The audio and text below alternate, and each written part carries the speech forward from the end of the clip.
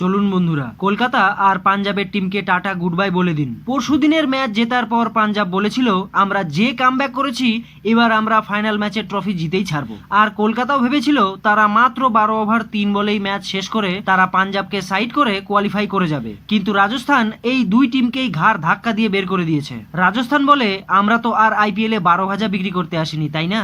আর কলকাতা পাঞ্জাব মুম্বাইয়ের মতো টিমের ওপর ভরসা করে বসেছিল, যার ওপরে মুম্বাইয়ের মালকিন পর্যন্ত ভরসা করে না সেই টিমের উপরে তারা ভরসা করে বসেছিল। মুম্বাই কালকের ম্যাচেও রাজস্থানের সাথে ঠিক সেই রকমটাই খেলে যেমনটা তারা বিগত 13 ম্যাচ ধরে খেলে আসছিল। মুম্বাই কালকের ম্যাচ হেরে শুধু তারা নয়, পাঞ্জাব আর কলকাতারও বাক্স প্যাটরা বেঁধে বাড়ি ফিরিয়ে দিয়েছে। আচ্ছা, আপনাদের শুরু থেকে বলি বন্ধুরা, আসলে কালকের ম্যাচে মুম্বাই প্রথমে টসে জিতে ফিল্ডিং করার সিদ্ধান্ত নেয়। তারপর জয়সওয়াল আর সূর্যবংশীকে খুব সস্তায় আউট করে প্যাভিলিয়নে পাঠায় মুম্বাই। তারপর রাজস্থানের মিডল অর্ডার বিশেষ কোনো রান করতে পারেনি রাজস্থানের জন্য।